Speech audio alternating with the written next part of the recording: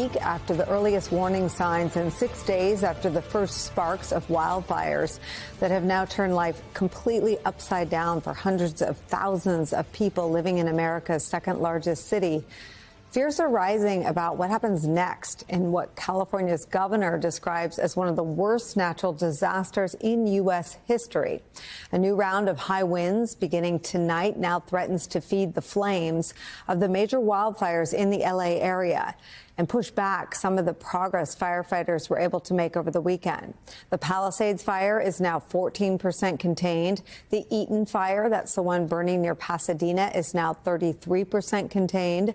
And the number of people under mandatory evacuation orders has dipped a bit as well to just below 100,000. The extraordinarily high winds are expected to last through Wednesday. Officials are promising to be prepared. We're not in the clear. I want to make sure of that. We are not in the clear as of yet, and we must not let our guard down. As we have right now extreme fire behavior, and we need to make sure that the community is staying updated with the most information, updated information as well. Follow all evacuation warnings and orders without delay. And please, please stay safe. Now, ahead of tonight, fire crews are being deployed to areas considered vulnerable to the wildfires and at various fire stations throughout Los Angeles. Another concern for officials there, criminal activity. 34 people have been arrested, including one for impersonating a firefighter while burglarizing a home. All of this is happening in the middle of a search for survivors. 24 people have been found dead. 23 people are right now missing. All of them are believed to be adults. Now, the confluence of threats and issues for law enforcement and firefighters means that L.A. is in dire need of help wherever it can get it.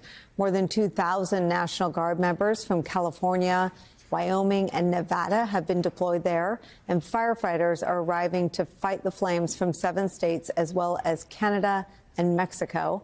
Offers to help are pouring in from as far away as Ukraine. It's where we start today with NBC News correspondent Allison Barber, who's on the ground for us in Altadena, California. Allison, tell us what you're seeing. Hey, Nicole, so this area where we are is a command center for search and recovery efforts. You mentioned at least 24 people have died in these fires, but that number is expected to rise. And what we've seen are teams coming in and out of this area as they dispatch back up into these neighborhoods. They're on day 3 of what they describe as a grid search, where they are trying to recover, either primarily focusing to start on what they describe as disconnected 911 calls where people had called in distress and the 911 call dropped off, or areas specifically where people have reported individuals missing. It has been described by officials as a grim task and one that is expected to go on for days past this point. It is one of many reasons that fire officials and police officials say they cannot allow community members back into these areas. They say right now we are literally searching for the remains of your neighbors. On your screen there, you're seeing what we saw just a block up from here a couple of hours ago, a hot spot that had reignited in a building that had been no longer burning on fire. That is another reason why they say we still have these ongoing issues. In addition to the winds coming in and possibly moving the bulk of the main active fire to other areas, they're also dealing with spaces like this, buildings that are largely concrete, that have basements, multiple levels that have collapsed and pancaked on top of each other. And underneath these layers, particularly when it's concrete and brick, it holds heat trapped underneath it. That's what then can reignite and flare up and create those hot spots where fires start back again, even in structures that look like they are no longer an active threat. On top of that, there are power lines that are dangling, that are down. There are trees that have been burned and also sometimes don't have roots that can collapse and fall on people. All of that reasons why they say, look, we understand how desperate people are to try and get home and get some basic necessities for wherever they're temporarily staying or just to check on their homes. But they cannot do that. They cannot get back into these areas because they say it is simply not safe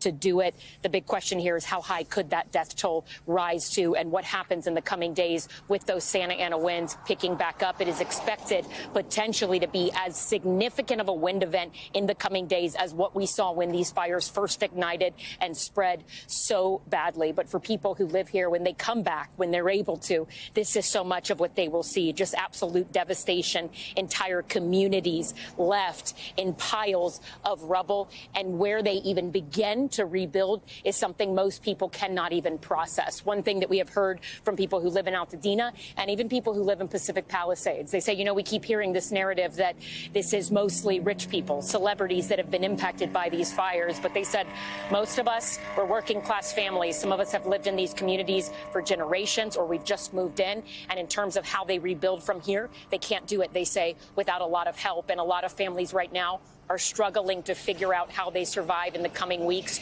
Resources are here. They are available. We've seen LA city officials on the ground today in this community. We've seen FEMA on the ground. But for a lot of people, the scale of need is so big that they're worried in the months and even years ahead that they might not have the level of help they need to truly rebuild a community like this. Nicole, I can't overstate the level of destruction. I have covered conflicts a lot in the last 2 years, both spending a lot of time in Ukraine. And in so many ways, these buildings remind me of the rubble that is left behind in a war zone. There is not anything here that can actually even be salvaged. This is all just mass destruction. Air quality, also an issue and a concern for people. A lot of these buildings are old, so they're wondering what happens for this community in terms of just livability when there's all this rubble left behind. The immediate concern, though, particularly for these teams where we are, is finding people who are missing and giving families information, or at least recovering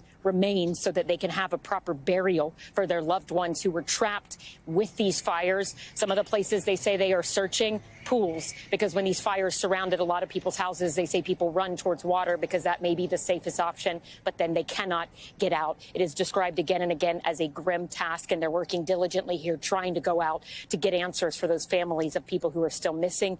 And the worry is that that death toll of 24 right now could rise significantly in the coming days. Nicole. Allison, it's so interesting that you pointed out your coverage. I thought instantly about your coverage in Ukraine and in the Middle East. And I want to do what you sort of led the conversation toward, and that's sort of give some voice to the victims. This is an interview that 60 Minutes did with the Calvin family, describing what happened before that scene behind you looked like that. Let me play that for you, and we can talk about it on the other side. And out of nowhere, you see the fire appear across Lake Street, and you can see it going up the mountain on our side within an hour. For it to move that quickly and that rapidly, and for it to shift paths that fast was insane. It was like a hurricane, just fire, no water, but like 80 miles an hour plus. It felt surreal. Was the fire like racing down the hill at that point? Yeah.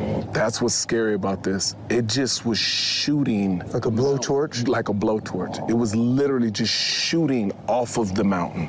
It felt like you're being attacked by a storm. People have talked about this, and there's a lot of, I think, educating ourselves about the weather phenomenon there and this confluence of drought conditions and Santa Ana winds. But the stories of the victims are really something we're just starting to hear. Tell me what you've heard. We were in Altadena a couple days ago, and we met this man in between this neighborhood where everything looked like this, just absolute rubble. His home was still standing. The home next to him was still standing, and a house across the street was still standing. And those two houses that were still standing in addition to his, it was because of him. His name is Jose Torres, and he was telling us he had stayed. He sent his family, as 2 young children. I met one of them. She's 8 years old. Her name was Alyssa. And they were picking up leaves because they were trying to prepare in case the fires came back to protect the house and get some of the dry vegetation and dry leaves out of the way. And he said he'd come out in the middle of the night on Tuesday when the fire started coming in, and he grabbed his garden hose. He said a fire truck didn't make it to that area until Wednesday morning. For 5 hours, he said he was out there by himself with the garden hose trying to save his house and others. He said it was the middle of the night. The fire was so bright and so close, just sparks flying over his head, that he didn't even need a flashlight. He said he could see everything clearly because of the flames. The shoes he was wearing that day had a hole in them because he had caught on fire while he was fighting those flames. He doused himself in water and kept going. And in the entire time he was telling me that story, the only time he got really emotional and started to choke up was when he talked about the neighbors next to him on the other side and across the street where he couldn't save their houses. He started naming all of them. He gave me 3 names. And I asked him, I said, I noticed that's when you are the most emotional, is talking about the houses that he said I couldn't save. And he kept saying, but I tried. He had so much guilt that he couldn't help the other neighbors, even though it wasn't his responsibility necessarily to begin with.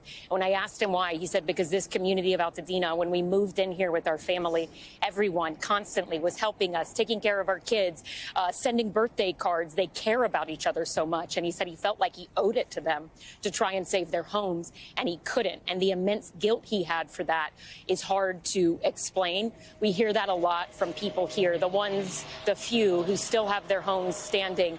They say they have immense survivor's guilt because they know how much other people have lost. But then even for them, how do they rebuild? How do they live in a house that's still standing when everything around them looks like this? That pain, that emotional trauma is going to last for them for years to come. And it's also, I think, in so many ways, and you see all this stuff coming through. These are people working, trying to clear vegetation so that when those Santa Ana winds pick up, that hopefully the fires don't spread even more.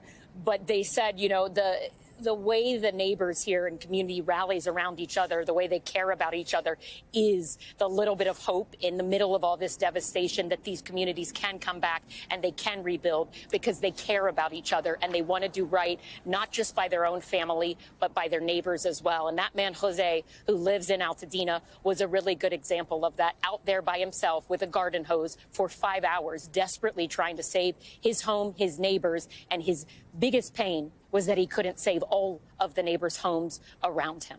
Nicole.